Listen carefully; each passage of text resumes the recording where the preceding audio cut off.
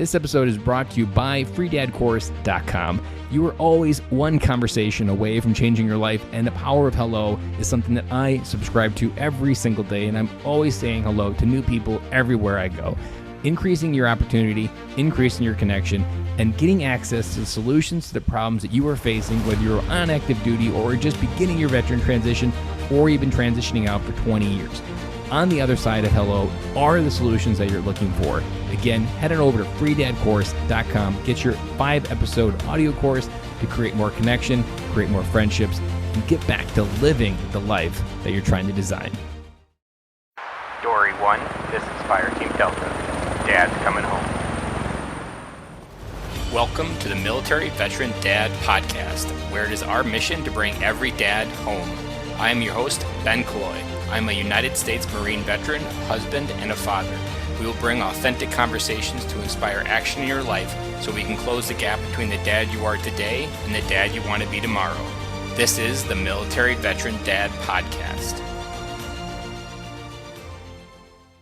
Today on the show, I have Ian Landstine. Ian served the United States Army aboard submarines from 2006 to 2010.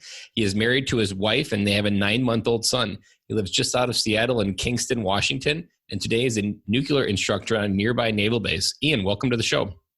Thanks, Ben. Go ahead and describe what your family looks like right now and any gaps in that intro. So I've got a fairly new baby, and it's with my wife that we've been together for 10 years, but only married for, 3.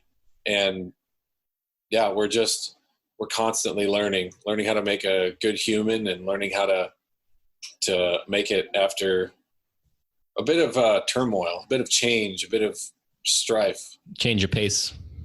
Yeah, a big change of pace. I like what you said there about a good human, that I've heard it said a job as parents isn't to raise good kids, but to raise good adults.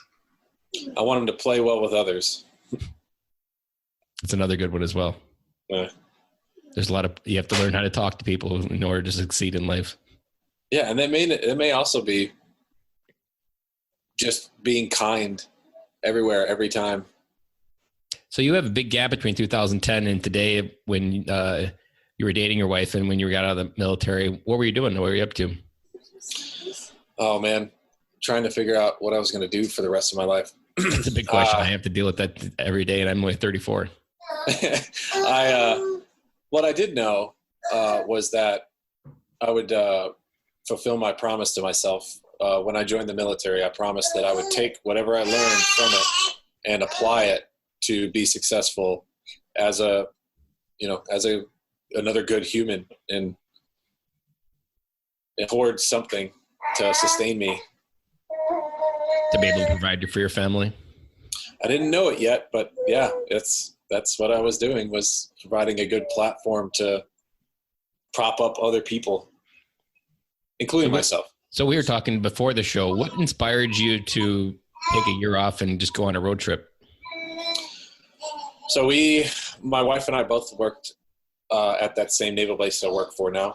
And we both got to the point in our careers that we had our desks with our name on them and, pictures that we'd gone on adventures with. And we were, of course, on unpaid company break time. We were texting back and forth to each other saying, like, we need something. We need to do something. We need something that scratches that itch to get out and go on an adventure. And we both transplanted out into this area from where we grew up in the Midwest. So we already had a feeling of a taste of big change and what it could do for us. So I literally sent in a text message like, well, let's just go. Let's just sell everything, buy an RV, and travel the country. And it was like 4 or 5 months after I sent that text message that we had sold our house, sold our cars, sold the couches, TVs, everything was gone. And we were in a 33-foot RV with a car behind it, and we were headed south into California. And we had no idea what was the plan other than to just travel and like just grow, feel really built up and just smile a ton.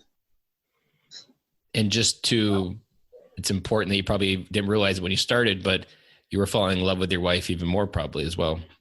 You connected even more emotionally.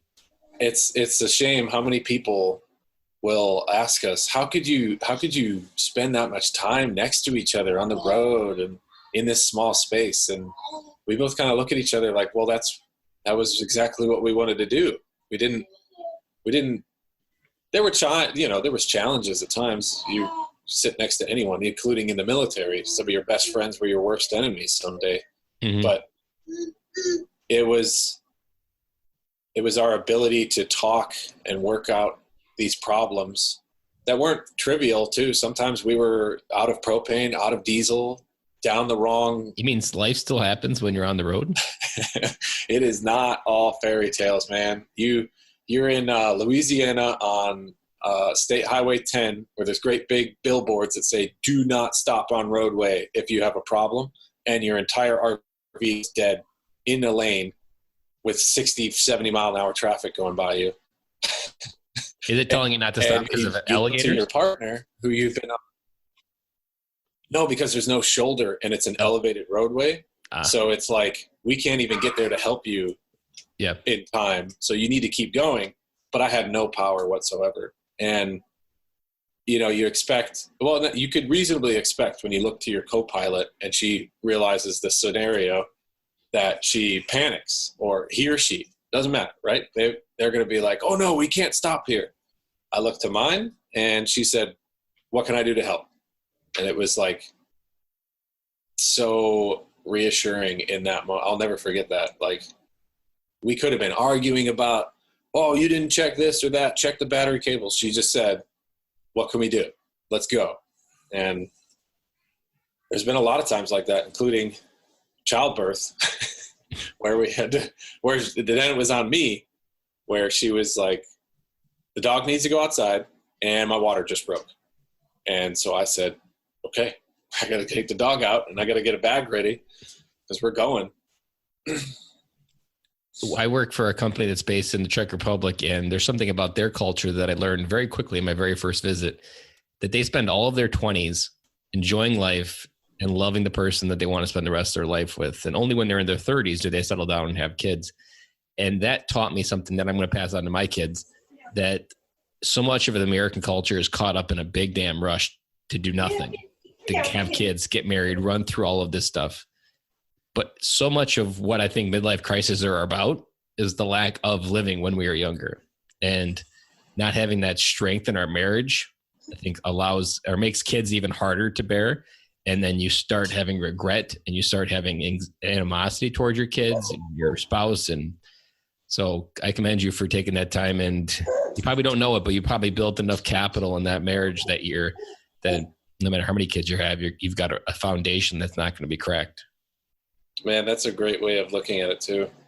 And I had family members that were so behind us. We came up with this crazy idea, and we thought the elders of our community, our families were going to be like, what are you doing? You're throwing away a career and all that. We had so many people behind us for that very reason. Like, go, these are your 20s. This is your time. Yeah. You're able-bodied. You don't have great responsibilities. Go find yourselves. Or I think that's also important, just finding yourself. I was coming back from Vegas this past weekend, and I was sitting next to a guy, and we had a conversation for almost the entire plane ride. And he was talking about his son 16, and he really has no idea what to do. And I was like, take a one-on-one trip, just explore life and just connect with them. And so much of why we get stuck, I think, when we were 18, not knowing what to do, is because we never got a chance to live life, and our parents never helped us live outside of our own little world of high school and all that stuff, that you have to get outside of your life in order to learn how to live it sometimes. You got to go make some wrong turns. Definitely. You got to go some dead ends. Mess up. Whatever you're headed toward, you're going to mess it up once or twice. And who you have around you and what you have within you over is, all the difference, especially for that 16-year-old. Mm-hmm. Knowing that he's capable of, I assume he is capable of overcoming something that early. Yeah. definitely. I'm sure even as you were on your road trip, the road signs you got, first, you're probably really curious about all of them. You probably started making a lot of turns toward them, and you slowly got a stronger and stronger gut feeling as you experienced that reading a sign. Yeah, that's not a good idea. We've already did that. Those little things are equated to life, and it's a lot of what being a dad is helping our kids walk that road behind us.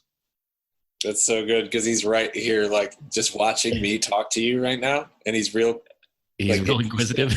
Yeah, that's really cool too. What does it mean for you to come home? For me, home is presence. Like you can't be that couch potato. You can't. It's not. You come home and kick your shoes off. You come home and you are a husband, a father. You have titles and you're expected to operate within them. Just like in the military when we were petty officers or sergeants or training coordinators and things like that. You're like dad and Mr. Landstine, husband, are so much more important and so much more demanding. Yeah. Even recognizing when to lead in those and when to follow is also an important one, because I think a lot of times military veteran dads, more just because we have a little bit of an ego and it's hard not always to turn it off if you're not aware of it, and you can come into the house and try to control everything. But there's times where you lead and there's times where you need to follow, and your wife will lead in some cases, and sometimes you need to follow her, and sometimes she's looking for you to follow her, and it's cognizant and important to be aware of either of them. Oh man. And that doesn't, yeah, you may lead, but again, you may go the wrong way, and having that comfort factor that we've been through this type of feeling before with your spouse, and you can talk about it and know that it's not the end of the world, and that it may never happen again so long as you talk about it. If you were a dad right when you first got out of the Navy, what would have been the difference between that dad, Ian, versus the dad you are today after living life a little bit before you became a dad? Well, it's funny you say that. While in the military, I had a scare, not a scare, I had a situation where I thought I was going to be a dad. And myself and my then girlfriend were at least mature enough to realize that we weren't going to be able to. So we went through the adoption process. And what I thought was my firstborn was adopted away to a very nice couple in our area. And I named him and everything. Excuse me a second. You go that way.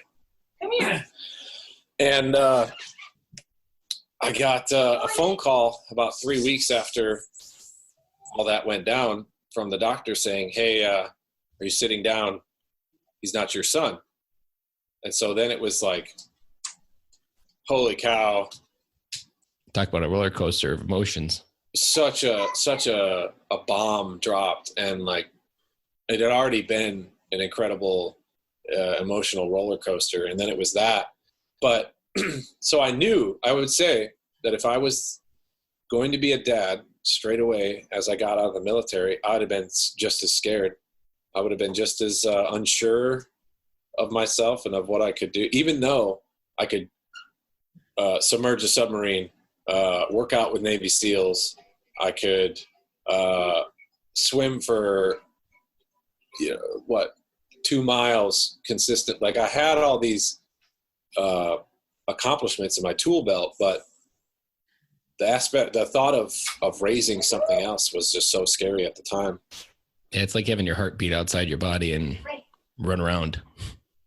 Nothing ever felt so real as the fear and uncertainty involved in becoming a single father in the military, because she wasn't prepared to raise the kid. And I was going to have to take a hardship, get out of the military, and approach that title so early, like 22 years old. And I see I see men having to go through that now. And you're right, I sympathize with them so much. Like those 20s where I just explored, learned, made mistakes, and bolstered myself to realize that there's more to it than just YOLO and going into it. Yeah. Like you got to have some kind of plan. There's more to go into it than even just having a paycheck to burn in your pocket. which is a lot what we end up doing in the military. Especially Yeah, in the when we military, were, they take care of everything. So all you've got is this disposable income that comes in twice a month.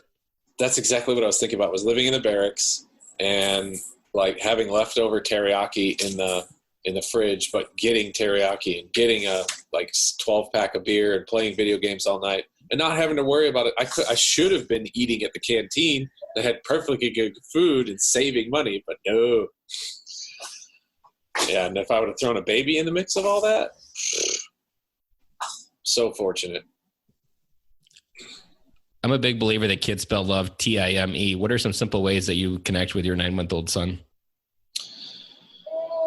Getting down on the floor with him when if I've got time to BS on a phone, or if there's some dishes in the dishwasher or something that need to get put away, those can wait. That'll all be there. He's learning right now, and he's developing play, and if my face is involved with all that and my hands are in there showing him things to do, well, I'm going to be that much better a leader later in life. He can look to me to know that I'll be, or then he'll be included too in things that we do, and hopefully I will be. I'm not sure exactly where I did it to make it happen, but like the kids are always trying to copy what their dad's doing, especially my son, that anytime I'm doing something, he's always got to have a screwdriver. So if I have to have a screwdriver, I got to find an extra one to him. If I have a hammer, he has to have a hammer. And just like standing there observing like that, there's something about that learning moment that happens routinely, whether it be I'm fixing something and he's watching, or just that they're always watching what we're doing. And it's so important to connect in their world, because how we show up into the world will be how they show up into the world. And it's so ancient too. Like that is how we've learned and grown and done. Not with a tablet, not with unfortunately a lot of kids had the nanny or some other entity, but I think nowadays fathers are understanding that they're not waiting room dads. They're in there with your wife. They're in there with the kid. Our role is changing. It's no longer the provider, which I feel like you can run into a lot of dads that just had the provider that was nothing wrong with it, but that's all they've known. They were very much the leave it to beaver dad. They came home, read the newspaper, did their job, and that was the role of the father. But now there's so much more impact that we can have. Or I think we're awakening to our own badass internal self. The ability that we have to show up in our kids' lives and truly make a dent in their lives. Sorry, I'm scooting up. So this guy I know doesn't come over and grab my headphones and rip them out. What do you want your son to remember when you're 30? If they're at a bar talking with their friends and they're talking about their dad, what's something you hope that he describes about you? Oh man, that one really stuck with me, or stumped me last night. It's because I didn't have like a really present father, so I guess that's what I would want him to remember me for, is my presence, and that he could always rely on me, and for a nudge in the right direction too. Either it's comfort or maybe that harsh reality, that hard truth. You really got to get your stuff together. It's not going to be easy. That is one thing my dad gave me, was some harsh truth when I needed it. That's what eventually brought me into the military, and certainly gave me what I have today. I could also imagine being on the road for a year. You're a man who doesn't lack stories. So maybe he would also just be abundantly full of stories with his dad of fun things he used to do with him. You're right. I would appreciate if he paid attention to my stories more, or as much as I do. And then when you get to create your own stories together, like he'll just be bragging on what he did with his dad over the weekend. And oh man, that's what I want. Yep, I do. I want that. Good stories. If he remembers anything, it's good stories. That sounds great. And the best part is stories is what connects us as humans, and being able to tell a good story and to live a good story. Those are two things that are powerful things in the universe. I dig that a lot. Yeah. As a dad, what was your scariest moment? Oh, this one's easy. During labor, My wife is incredible. She is the strongest person I know, and I've seen some strong people, but she can outlast them. And in labor, a natural birth, he was a month early. That was about the only thing going abnormal about it. But she got to that point that I believe effectively every woman in labor gets to, where they're past that threshold of I can do this into I don't know, and I'm scared, and I'm not sure of myself, and I didn't realize it, but that was my biggest fear, was to not have her to bounce my feelings off of, or to be there to bolster my insecurities too. And at that peak, at that threshold, when she fell over and into that big, heavy feeling place, I too like broke, and I could feel it internally, like just this panic. Well, if she's not willing and positive, how am I going to be willing and positive? But then just questioning that within me, it was like, no, that's it. Here it is. This is when she needs you the most. So you have got to put your faith, you've got to say these words that through some terrific birth classes that we had, I was reminded to say, and remember that she's that incredible person, and don't let her forget, not even through this, not even when she's in her darkest place. You have to be there. Your voice is the one that she loves and trusts, not these nurses, not the doctors, not the doula. All these people are temporary figures. You're permanent. You're her inspiration. So speak up. Tell her she can breathe. Tell her she can do this. And man, that was still so hard and so scary, because it helped, but it didn't turn the table right away, turn the tide right away. That was still going to be hard. It's who goes on for who knows how long. So that was so scary, because I knew that if I wasn't there, things were going to get rough. Things were going to get really heavy for someone I loved and cared about. You need a daughter in your life, because you are going to be a good dad to a daughter.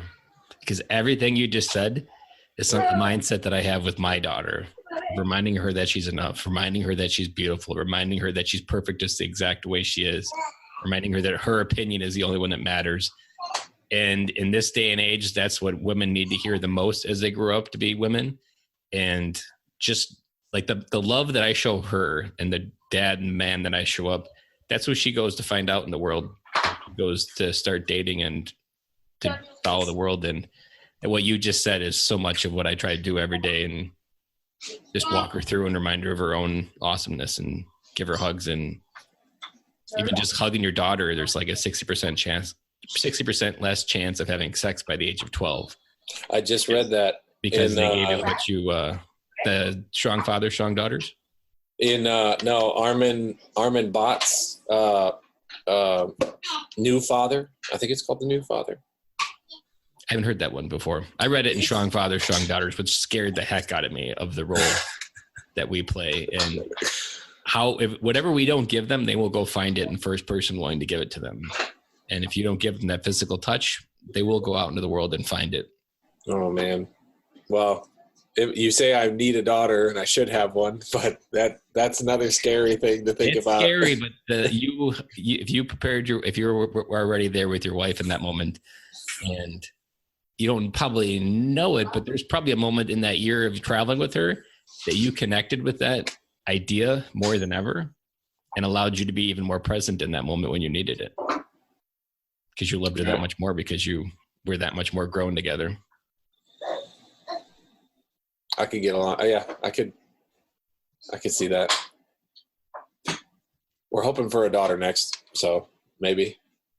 Never know. It's always 50-50. I want 4 kids and I want a son. So I grew up as an only boy, and I didn't really like it. So I really want to get my son a son, but if I get 3 daughters, it'll be just more crazy. And I'll just have to make sure I invest in my son even more. I have a question for you. Yeah. Do you remember when you were at 1 and you were like, yeah, I'll do this again. And do you remember when you were at 2 and you said, yeah, we'll do this again? And could you go back to that person and relieve their fears, or would you maybe increase their, don't, like, it's going to be hard, but you're going to make it through kind of thing? Or, because I'm there, right? Yeah. It sounds so scary. It is scary, but you're talking to the guy that has the mindset that the more something scares you, the more amazing something's on the other side, though.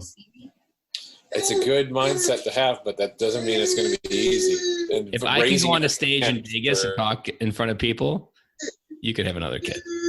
It's just as scary. Different. Just a different kind of scary. Just another human being. Yeah. I would say to answer that question, I wouldn't go back and change it. I wouldn't say it gets tricky until you're like at 3, because the average is 3 kids. So like you can kind of associate the risk that everybody kind of has 3 kids, and there's not a lot of danger that comes with 3 kids. After 3, I think like choosing to have 4, especially at our, we have 6, 4, and 2. So like we're at a nice happy medium. We're almost out of diapers. We're out of formula. And so like we're almost to that. And then what most parents forget, and you don't realize it until you hit the reset button, of how hard of a reset button that is back to that square one with the newborn. And you're like the sleep, the diapers, the puking, the everything. It's also, I find it ironic of how much women just naturally forget what childbirth is like. Like once it passes, they forget every miserable day that they were pregnant, and all they remember is the happy times. And then they're pregnant again, and they're like, "Oh, this is horrible." And then it all goes away when the baby's born. But to answer your question, I would say 1, everybody, if you want kids, 1 seems easy. The second one is the hardest, and all the systems, and it is the scariest, because all the systems you create for the first child only work for 1, and you have to reinvent them all for 2. So it's pretty much reinventing the wheel when you have 2, because everything just has to be relearned because it was only created for 1 child. When you have 3, all the systems you have for 2 kids duplicate for 3, and they can kind of start playing with each other, and you can slowly, depending on how much age gap, we got 2 years. Like my oldest was kind of at the age where she could help take care of my youngest or keep her, play with her. But I wouldn't go back. If you asked me the first, second, I would say the third is the only time I've really ever paused. Every other time it was, I knew I wanted more, and I don't know whether it's a romantic idea in my head. I'm sure it's going to come out to be a lot of trauma in my life, but I believe that the larger the families are, the more cohesive that they are. Like if I look at the families that I admire, like they're 4, 5, 6 kids, and they're just, the family stays together through life more. And I kind of want that as well. And I don't know, 3 is kind of that Passover number, because the cars stop fitting. You got to get different cars. You got to get different systems.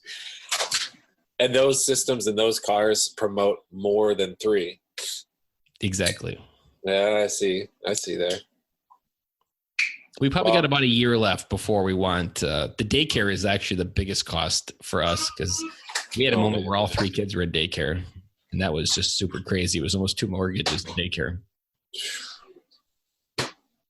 Yeah, that's something else we're coming up to now, is whether or not she'll have to go back to work to support all these things that we're envisioning for our future, his future more than anything. So anything where the daycare is strategic for our 4th one, is we want to have most of the kids close to the pre-K or kindergarten, and then we'll decide whether to hit the reset button. I still feel it in my heart that I want 4 kids. Yeah. So, and I don't necessarily know what that makes that go away, other than time maybe, or perspective, but there may be another harsh reality coming up. That's like, no, it's 3. Yeah, I don't know. It's going to be a sad day when I let go of that thought or memory or vision in my head, but nevertheless, it'll be something I deal with, learn, grow through, and most importantly, walk through that fear in whichever direction, either that by having 4 kids or the fear of regret. Because I would also look from the other side and say, if I'm 50, would I look back and regret this decision more than anything, or will I be able to live with it? 50, man, that seems so far away. I can't, like I could, 2 years ago, we had no idea we would be living on the water in Kingston with a 9-month-old crawling around yelling at us right now. Looking all disheveled right now. And that was only 2 years. And I interviewed for my job to get my job back because I had actually quit. And the interviewer was like, where do you see yourself in 2 years? And I told him the same thing. I said, man, I can't even begin to, but if it was ideal, it'd be this. And he says, what about 5? And I said, I can't answer that. Like, I just know in our relationship, in our lives, we're never going to be able to know what so far we're going to be up to. What do you want? This is probably a good lead-in question. What do you want the legacy of the Landstine family to be? Friendliness, that play well with others. Like, all of us should have those good stories, that approachability that we've naturally had through all these adventures and these years.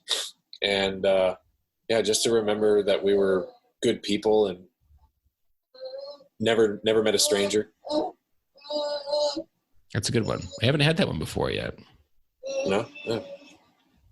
It's something it feels way more attainable and just something that is lacking nowadays. You go through, like I just went through 2 grocery stores with a, cute baby that just wants to smile and say hi to people. And it only happened like 3 times. Everyone's just so compartmentalized and worried about the projection they have on social media rather than what they're doing hands and feet right now.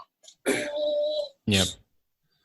Or even just, I think what we also suck at is recognizing and judging the other people. Sometimes maybe could barely get dressed and come out the door that day, but somehow we're going to approach that with judgment instead of kind words or friendship. Or when people ask me how I'm doing, I always answer better than good as the answer. And I didn't really realize it when I first started it. I got it from Zig Ziglar, so it wasn't something I created, but I often find people need to hear it more than I need to say it. Like, it's more of a gift to others because no one's expecting it. And it usually jolts the people the most when it happens. And even at the grocery store, usually when I say it a lot, that there was a grocery store lady that I said to check it out. And she's like, you know what?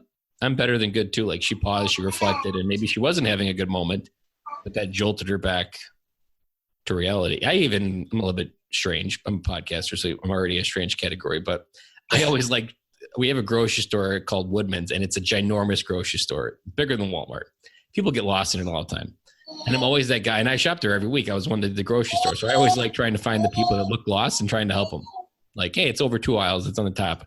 Or if they're debating between 2 things and I've already got a decision that I think is the best one, hey, just pick the one on the left. It's a lot better for X reasons. Like, those simple things are what we don't do anymore. Sorry, I got somebody doing exactly what he shouldn't. Trying to pull the cord. No. All right, now we're doing better. If I blast away, it's because he's about to dump the dog bowl over on himself. But no, now he's over by me. Oh man, that's awesome about you just being a genuinely approachable, friendly guy amidst those a sea of people that are just ignoring everybody and going about their day. Yeah, looking for the interruption, but no one really has to be that interruption that people need to the drift. All right, what advice would you give to a dad looking to come home to their marriage? Communicate.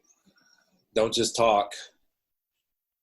You need to communicate your feelings, and that's so difficult for guys, especially military. That we were emasculated for doing that. If you were sad, if you were depressed, emotions will get you killed. Yeah. Thinking will get you killed. Even like pausing to think about how you feel will get you killed. Like, am I sad, or am I frustrated, or am I tense? No, you need to get to work is what you need to do. Yeah. So yeah, that person that your teammate, if you want to call it that, because we were all geared to do that, is to lean on our teammates, that she needs to hear and understand those feelings if you're going to ever get rid of them, or if you're ever going to work through them. You need your team. You can't, if you could do it alone, you would.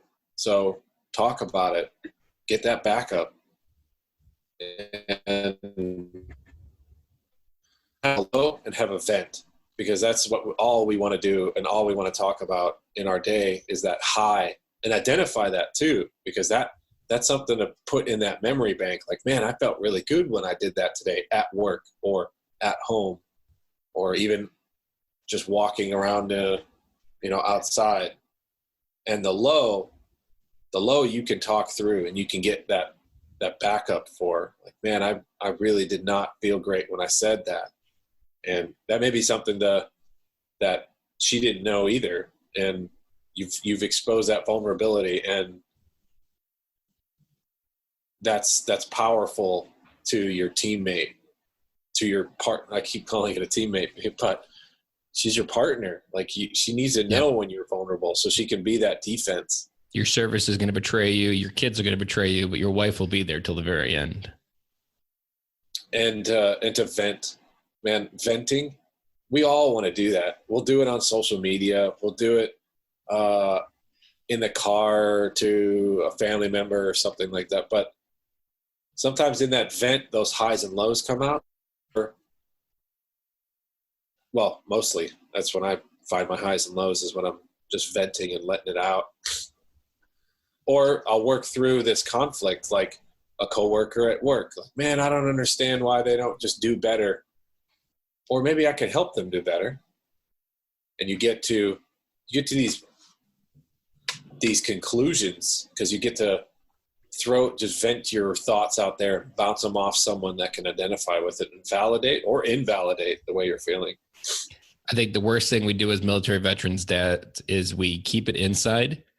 And I like to describe it as like an echo chamber, that those conclusions, when it becomes inside your head, it just gets louder and louder. And it ends up being the only conclusion is that your family is better without you.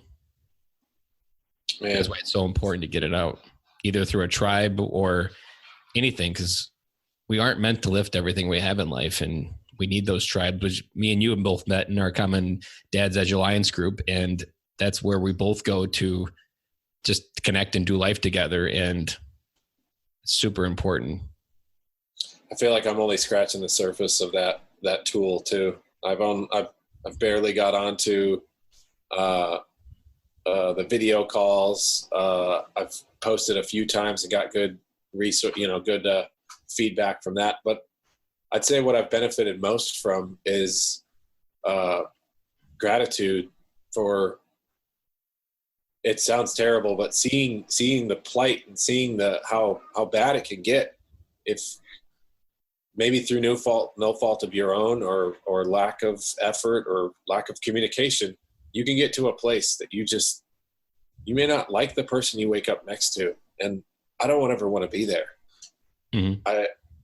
So I'm learning from these situations, and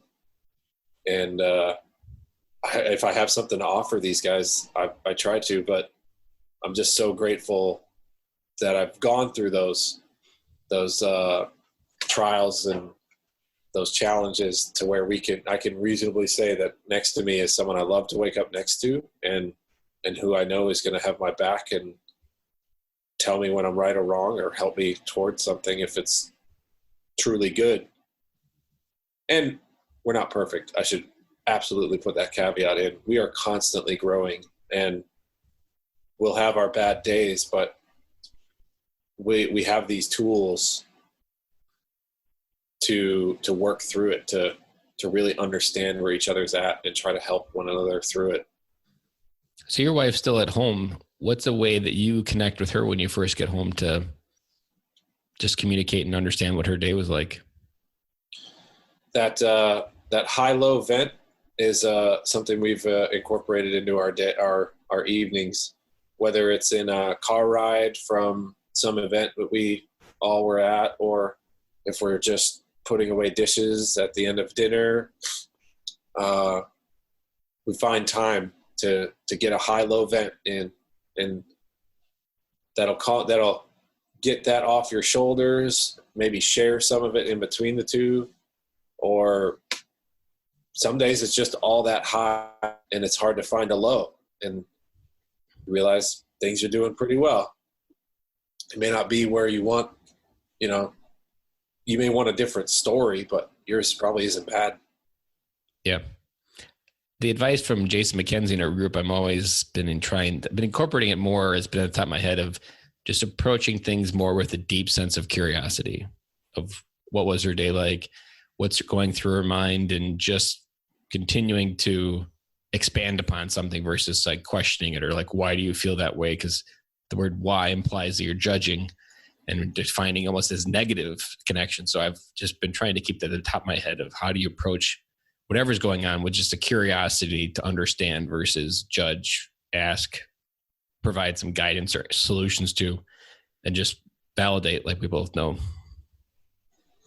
And unfortunately, women aren't always communicating fully what they're feeling. So there's going to be practice in this too. You're going to pick up on things, and it's not wrong to kind of sift through and ask, hey, are you telling me this because you're feeling this way? If it's wrong, if you're wrong, cool. But if not, you're actually communicating. You're listening to the right things, and you're understanding how you might be in effect to change those feelings. Like just the other night, we were talking about what kind of house we might want to buy, and I came to the realization that what she was talking about was that she needs to get out of this one more, and I need to facilitate that. That's for her wellness, for her being, mm-hmm. And I can facilitate that somehow. So, and you could get caught up on getting a bigger house and doing what you think she wants. And if you didn't really understand, then you could get a bigger house than she really did need, get a bunch of features you can't afford, but you thought were going to make her happy. And then you just end up with a bigger pile of mess. So it's always good to. That's frequent, right? Like, I feel like a lot of guys would identify with that. Like, I tried to make it better, but yeah, I really only just put my plan into action. Yeah. I didn't really figure it out. I didn't really talk about things. I just said, all right, I'm going to fix it with this. Here you go. Yeah. What's a resource or a book you would recommend to other military veteran dads? I would say it's controversial, but I think it's benefited more people than it's frustrated them. And that's 12 Rules for Life by Jordan Peterson. And I know it's popular too, which is really encouraging because it affects people in the way it affected me and spreads that. I think his message is one we all need to make louder again. And that's for responsibility. You own yourself and you own your circumstance, and being in the military, you're no stranger to ownership. You were built on that. You are a petty officer. You are a sergeant. You are in charge of these guys, these missions, these objectives. Well, now you've got them still. They're not written. They're not provided to you, but you've got them. So get in that book and remind yourself that you have the power to own this, and you can take that critical eye to yourself, not to others or the situation, but to you and what you can do to change things. And that comes up so much in the dad edge too. I see guys posting about, the issues they're having with their relationship or with their health. And the majority of the questions are, what could you do? What could you do? And what would you do to change something? Because you're capable of something. It may be small at first, but you're capable of aiming up. And that's just so important. Without that structure of the military that gives you C to B to A, it's gone now, but your tools are still there. Your ability to do that is still there. I love that. And I use a kind of a similar approach where I think it was actually came from a guy yelling at his wife at work on the phone, and it was about laundry. And I'm just like, really, is this happening? And I came to me at this moment. I was like, he doesn't realize it, but she is reflecting back what he's sending her. And so much of what this universe is just a reflection of what we put into it. And so if you don't like what the universe is giving you, it's generally a reflection of what you put into it. If you put crap into it, you're going to get crap back.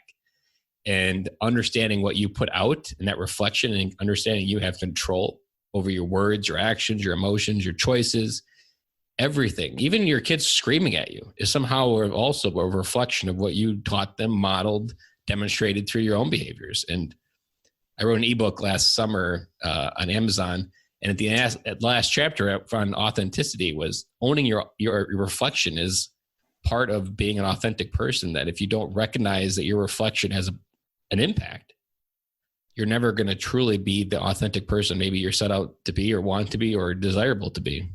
There'll be two. There'll be the one that you're talking about and the one that you're doing. And then you won't be authentic. You'll just be fake, and people will see right through it. Be like, this isn't real. Or you'll do something completely different when you think people aren't watching, and you're like, that guy just said this, but then did that. And that's not cohesive of each other. And we should say that, I think we would both agree that you're not going to be perfect. Like there's going to be those two things, and the ability to be critical of both, and to identify if you're capable of the one. If you're not, maybe it's just too fantastical. Is that the word? Fantastical. Fantastical. And you need to get to the reality, which is, you can't do that workout, but you could do something. Or I'm trying to think of good analogies, but like even if you're not ready to go to the gym, like for me, I was scared out of my mind. But for me, I actually started a year and a half earlier by going and waking up and going for a walk in the morning. And that was what I started with. I did the littlest thing I could, and I did it today, and I took that step. And 3.5 years later, I now go consistently to the gym 4 days a week. But it started with going for a walk at 5:30 in the morning. And then I ended up actually even realizing a second bonus is I brought my daughter along with me. So that was like her favorite thing to do back then. It's just wake up and go on a walk with daddy. I look at that that decision to just, all right, I have this goal, this fantastical idea that I'm going to go get ripped in the gym, but I'm going to put one step toward it, and I'm going to do something I could and would do. And this ripple just happened where your daughter's involved, your wellness is changing, you're getting more fresh air, you're sleeping better, and it's pushing you to, and you didn't have to go to the gym and go after that and fail at that. You could just take one simple small step toward it. It's important to meet yourself wherever you are, no matter what you're trying to do as a dad, father, doesn't matter. Meet yourself where you are and do as little as you can, but it's more important to do it today. Because I realized that by walking, that when I feel the most hopeful when I'm at the morning and the sun's shining on me. Like I'm a little bit like Superman complex, where that sun literally fills me up in the morning. Just like Superman gives his strength, like that's where I feel most alive, is when I'm going for a walk and the sun's shining and the sunrise is above that. And it's like today is full of unlimited possibilities, and that's my reminder that it's there. But I would never have figured that out if I never just chose to start going to walk. I really wish people would do that more. I see people in my neighborhood that do it consistently, and I feel like I identify with them, or could identify with them better, because they're just taking a walk and pausing from this crazy, strange world we're living in now. And you never know if one of those people is someone that could change your life. Oh, I love to say conversation. I love to say you'll never meet your best friend, or you'll never meet your next best friend unless you talk to him. Yep. The kids nowadays are like, I don't want to do that. It's strange and scary. Yeah, but that's where you're going to meet that person. That's where you're going to find something.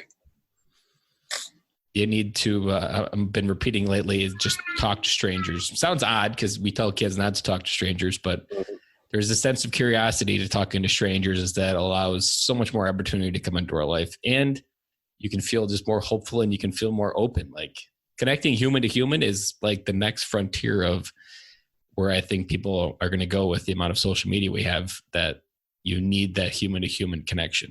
And you're not going to get there unless you talk to people. Yeah. And get out of the comments section. Yep. Like, get into something like this, get into FaceTime, get into group chats, and sit down in the coffee shop house and actually talk to someone. What's a parting piece of advice you want to leave for other military veteran dads? Embrace the chaos. It's almost indefinite that things are going to be scary and strange and weird, but you have strengths. Us as veterans specifically, we have these tools that were ingrained in us, and we may not be applying it to a mission like we were trained, but we still have missions and we still have objectives, and we have these tools to apply to them.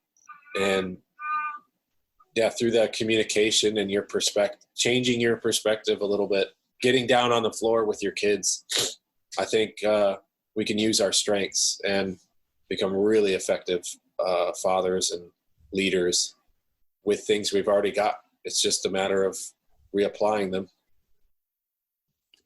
100% agree. I couldn't agree more with that parting piece of advice. Well, Ian, I have absolutely loved this conversation. I feel like we've been best friends forever, but we've only been friends for about a month.